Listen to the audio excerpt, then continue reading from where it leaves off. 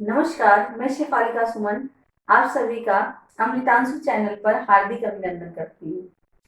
आज वाक्य विचार की अगली कड़ी में अर्थ के आधार पर वाक्य के भेद के बारे में जानकारी दूंगी। अर्थ के आधार पर वाक्य के 8 भेद बताए गए हैं। जैसा कि हमने आपको अपनी पिछली वीडियो में बताया था, विधानवाचक, निषेधवाचक, प्रश्नवाचक, आज्ञावाचक, संदेहवाचक, संकेतवाचक, इच्छावाचक और विस्मयादिवाचक वाक्य। ये 8 प्रकार के वाक्य बताए गए हैं अर्थ के आधार पर।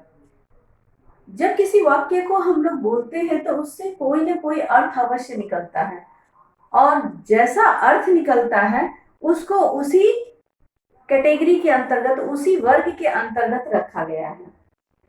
तो अर्थ के आधार पर वाक्य के 8 भेद है। 8 भेद का नाम मैंने लिख दिया है ब्लैक बोर्ड पर। अब आपको मैं पहले भेद के बारे में जानकारी देती हूँ। विधानवाचक वाक्य।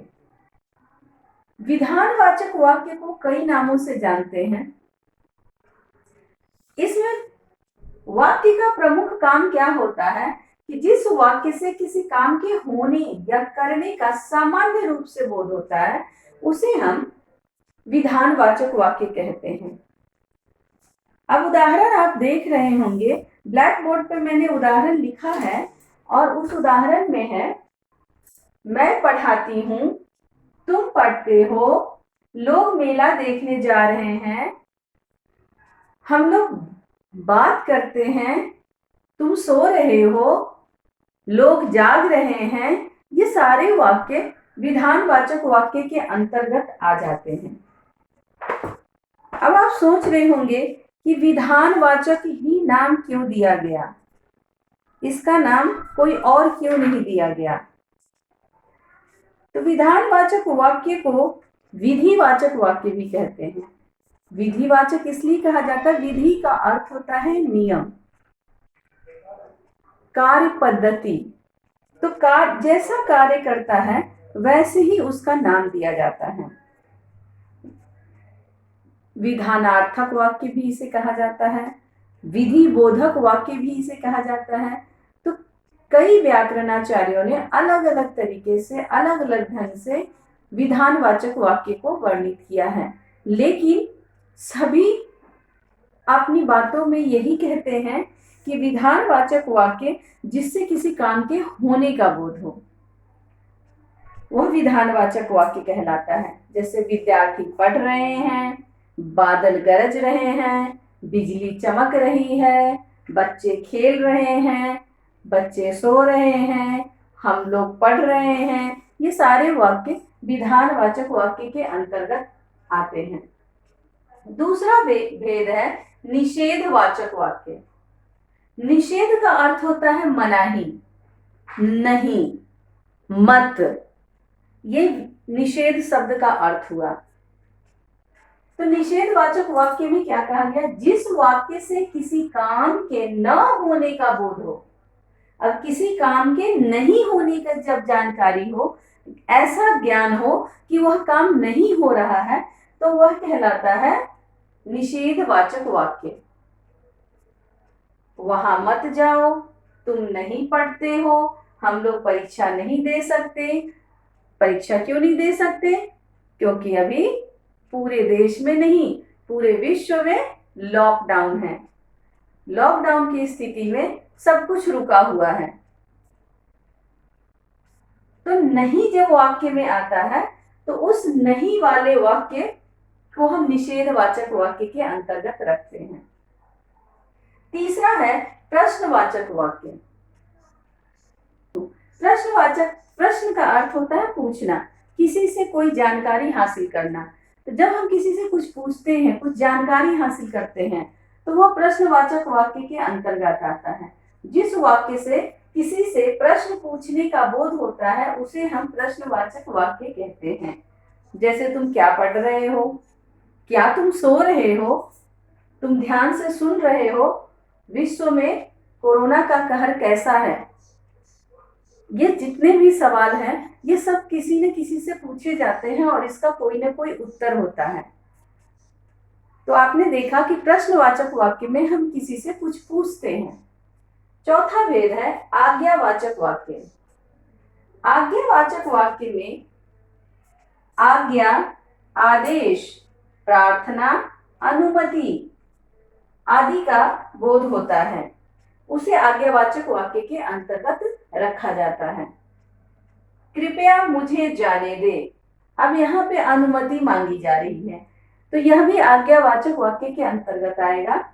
तुम बैठ जाओ, अब यहाँ पे आदेश दिया जा रहा है और उस आदेश का पालन करना दूसरे का कर्तव्य बन जाता है।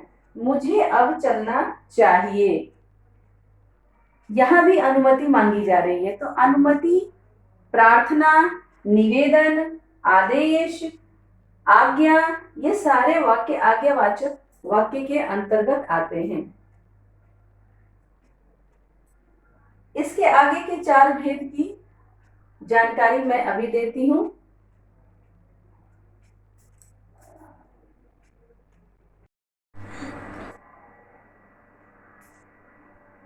तो आप देख सकते हैं कि अब 5वां भेद जो है वह है संदेहवाचक वाक्य। संदेह नाम से ही विदित होता है कि जिस कार्य में पूरा होने का विश्वास न हो, जिस वाक्य को सुनकर ऐसा लगे कि यह कार्य संभव है या नहीं है, इस पे यकीन करना मुश्किल हो। संदेह अर्थात शंका, शंका का क्या होता है मतलब जिस पर विश्वास न किया जा सके। तो जब किसी वाक्य से, जिस वाक्य से किसी कार्य के होने में संदेह का बोध होता है, जिस वाक्य को सुनकर आपको ऐसा लगे कि यह काम संभव भी है या नहीं है, आपको यकीन न हो कि ये हो सकता है या नहीं हो सकता है, ऐसे वाक्यों को संदेहवाचक वाक्य के अंतर्गत रखा जा सकता है। जैसे आज धूप निकली हुई है और मैं बोलूं कि आज बारिश होगी, अब इस पर आपको यकीन करना मुश्किल होगा क्योंकि यह संभव नहीं है। वैसे ही देखिए कि यहाँ उदाहरण में मैंने दिया है कि शायद 3 मई 2020 को लॉकडाउन खुल जाए। भारत सरकार के द्वारा 3 मई तक पूरे भारत को लॉकडाउन की स्थिति में रखा गया है और सभी इसी उम्मीद में बैठे हैं कि 3 मई को लॉकडाउन खुल जाए। लेकिन अगर पिछली बार की तरह ऐसा हुआ, जैसे कि 14 अप्रैल को खुलना था और वह आगे बढ़ा दिया गया, वैसे ही हो सकता है कि यह लॉकडाउन न खुले। तो यहाँ इस वाक्य से क्या अर्थ प्रतीत होता है कि यह काम हो भी सकता है और नहीं भी हो सकता है। वैज्ञानिकों द्वारा ऐसी आशंका जताई जा रही है कि गर्मी से इस वायरस का प्रभाव कम हो जाएगा। तो यहाँ दूसरा वाक्य देखिए कि मई की गर्मी में कोरोना का संक्रमण कम हो। तो यह सभी संभावनाएं हैं, इस पर यकीन नहीं है। यकीन तब होगा जब ऐसा हो जाएगा। तो हमने देखा कि संदेहवाचक वाक्य में हमें यकीन नहीं होता है, हम उस पर पूर्ण विश्वास नहीं करते हैं। इस बार 10वीं के परीक्षा परिणाम पहले जैसा ना हो। अब आप देखिए 6ठा भेद है संकेतवाचक वाक्य। संकेत यानी इशारा करना, इंगित करना, बताना। शब्द से ही आपको अर्थ विदित हो जाता है। अगर आप शीर्षक को ही ध्यान से समझ लें तो आप इसको अच्छी तरह से डिफाइन कर सकते हैं, यानी परिभाषित कर सकते हैं। यहाँ देखिए, जिस वाक्य में एक कार्य का होना या न होना दूसरे वाक्य पर निर्भर करे उसे संकेतवाचक वाक्य कहते हैं। अब आप देखिए, अब पहला वाक्य दूसरे वाक्य पर निर्भर है। अगर पहला कार्य नहीं होता है तो दूसरा असंभव है। यहाँ मैंने उदाहरण में लिखा है कि अगर मैं दिल्ली जाऊंगा तो लाल किला देखूंगा, जब दिल्ली जाऊंगा तभी इसे देख सकता हूँ। अर्थात कि अगर दिल्ली नहीं गया तो लाल किला नहीं देख सकूंगा। तो पहला वाक्य दूसरे वाक्य कार्य के होने का निर्णय करता है। अगर पहला काम हो जाएगा तभी दूसरा काम संभव है। कठिन परिश्रम करोगे तो अच्छे अंक मिलेंगे। अगर आप परिश्रम ही नहीं करोगे, अच्छी पढ़ाई नहीं करोगे, मेहनत नहीं करोगे, तो अच्छे अंक की उम्मीद भी नहीं रख सकते हैं। तो कठिन परिश्रम करोगे तो अच्छे अंक मिलेंगे, या कठिन परिश्रम करोगे तो सफलता मिलेगी। तो यहाँ आपने देखा कि एक कार्य का होना या ना होना दूसरे वाक्य पर निर्भर करता है। ये काम होगा तभी यह काम संभव है। अर्थात जब दिल्ली जाऊंगा तभी लाल किला देख सकूंगा, वरना यह असंभव है। तो आपने देखा कि संकेत वाचक वाक्य में एक वाक्य संकेत करता है, इशारा करता है। सातवां भेद है इच्छावाचक वाक्य। इच्छा यानी हमारी चाहत, हमारी कामना, अपना आशीर्वाद, श्राप, ये सब कुछ इच्छा के अंतर्गत आता है। जब साधु सन्यासी तक भी क्रोध में आते हैं तो किसी को श्राप दे देते हैं। श्राप भी इच्छा के अंतर्गत ही आ जाता है। हम खुश होते हैं, कोई हमारे प्रियजन होते हैं तो हम उन्हें आशीर्वाद देते हैं, उनकी सफलता की कामना करते हैं, तो जन्मदिन की बधाई देते हैं, विवाह दिवस की बधाई देते हैं। ये सारी बधाइयां हमारे इच्छा वाचक वाक्य के अंतर्गत आता है। तो जिस वाक्य से किसी आशीर्वाद, इच्छा, कामना, श्राप आदि का बोध हो, वैसे वाक्यों को उसे इच्छा वाचक वाक्य कहते हैं। उन वाक्यों को इच्छावाचक वाक्य के अंतर्गत रखा जाएगा। विजयी भव, विजयी यानी कि किसी भी युद्ध क्षेत्र में कोई भी आपका विषय क्षेत्र रहा हो, उसमें आपका सफल होना, विजय होने का संकेत है। तो विजयी भव, परीक्षा में सफल हो, किसी भी तरह का आप एग्जाम देने जा रहे हैं तो आपके घर वाले आपके लिए ऐसी ही कामना करते हैं कि आपके पेपर अच्छे जाएं, आप परीक्षा में अच्छे अंक प्राप्त करें, आप सफल हो, खुश रहो। किसी के लिए भी हम अच्छी चाहत, अच्छी कामना रखते हैं तो उसे खुश रहने का आशीर्वाद देते हैं। दीर्घायु हो, दीर्घायु का अर्थ होता है लंबी आयु। तो हम अपनों के लिए दीर्घायु होने का आशीर्वाद भी देते हैं। ईश्वर तुम्हारी इच्छा पूरी करे, करे मैंने यहाँ ऊपर में लिखा है, ईश्वर तुम्हारी इच्छा पूरी करे। इस वाक्य में भी कामना है कि भगवान तुम्हारी इच्छा को पूर्ण करे, जो तुम्हारी इच्छा है, जो तुम्हारी चाहत है। आखिरी भेद है विस्मयादि वाचक वाक्य। विस्मय यानी आश्चर्य करना, जिस पर यकीन ही ना हो, विश्वास करना मुश्किल हो, लेकिन ऐसा घटना घटता है।